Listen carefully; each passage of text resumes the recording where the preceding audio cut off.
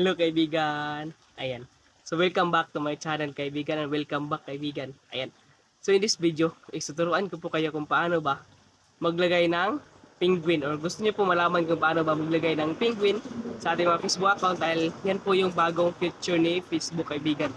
So bago update niya po yun kaibigan kung paano ba maglagay ng penguin sa ating Facebook account.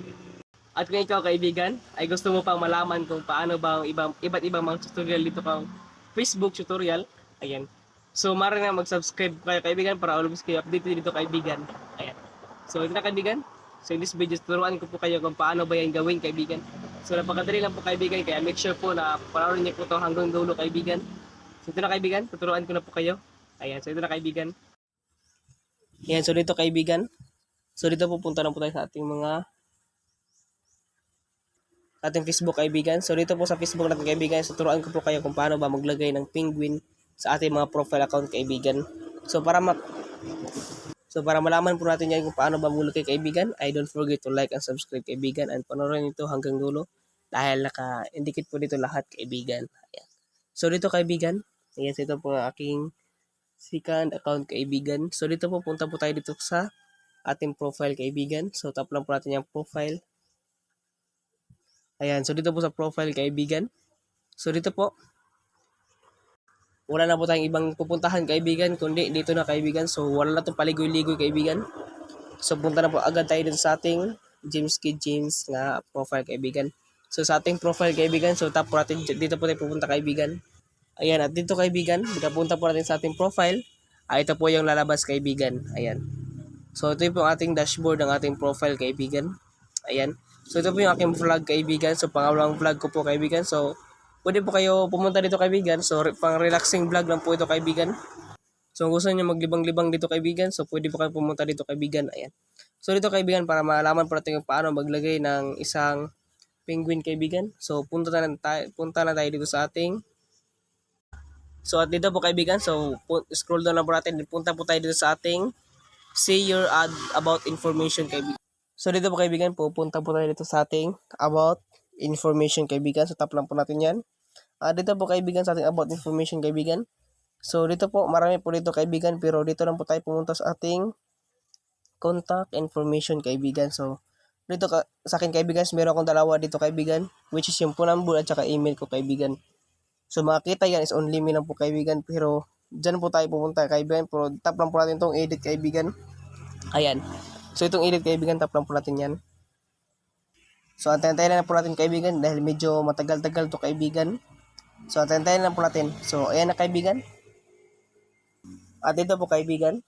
So dito po tayo pumunta sa ating social link kaibigan. So meron po dito tatlong pupipilian kaibigan. So which is ito po siyang website, social link, and other current phone numbers kaibigan. So dito po lang po tayo pumunta sa ating social link kaibigan dahil dito po natin makikita yung penguin kaibigan. So make sure po na ano po ito kaibigan, naka-public po ito kaibigan. So ayan, so pwede na po ito i-set yan sa public, friends, and other option kaibigan. So other option kaibigan, so pwede bang only me, ganyan kaibigan. So dito kaibigan, so add lang po natin itong add social link kaibigan. So tap lang po natin yung social link.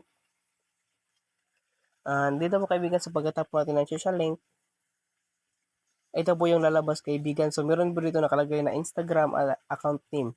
So dito po sa Instagram kaibigan, so i-change lang po natin tong Instagram. Ayan, so i-change natin Instagram. So marami pong pagpipilian dito kaibigan. Which is ito po siya kaibigan, marami po dito kaibigan. So dito po kaibigan, so wala po tayong ibang gagawin or scroll down lang po natin kaibigan. So dito po kaibigan, para makita po natin yung penguin, so meron po mga sign dito kaibigan. So yan po yung mga sign kaibigan. Mga account po yan, mga application po yan kaibigan. At saka yung ilan dito kaibigan application, so katulad dito kaibigan, so ito po kaibigan ay sign po ito kaibigan. Ayan, so credit nito, application to kaibigan, ayan. So dito kaibigan yung QQ kaibigan, yung QQ kaibigan, yan po yung itatap natin kaibigan. So tap lang po natin yan dahil yan po yung value ng penguin kaibigan. So tap lang po natin yan. So dito po, make sure po na lagyan po natin yan ng name kaibigan. So for example, sa akin, nilagay ko kaibigan ay James Key. Ayan. So sa akin kaibigan, nilagyan ko po siya ng James Key.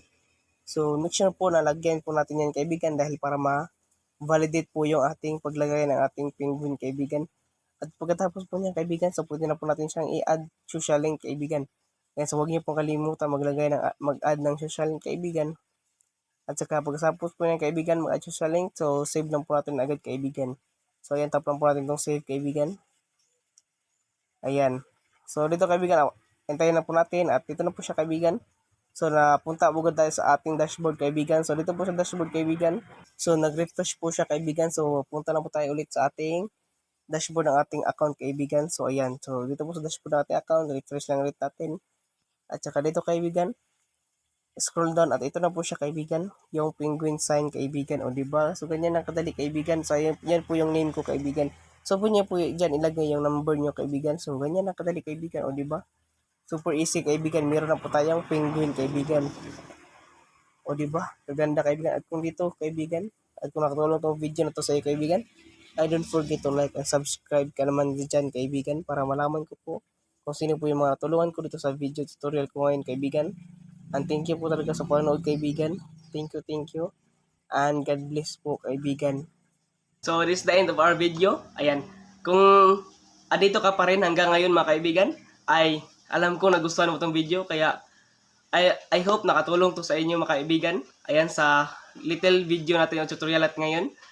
Ay kung nagustuhan nyo ito mga kaibigan at nakatulong to sa inyo, ay tulungan nyo rin ako mga kaibigan. Kaya please subscribe and like my YouTube channel. Ayan. So para lahat tayo ay lumago. Ayan. So thank you. Enjoy and God bless.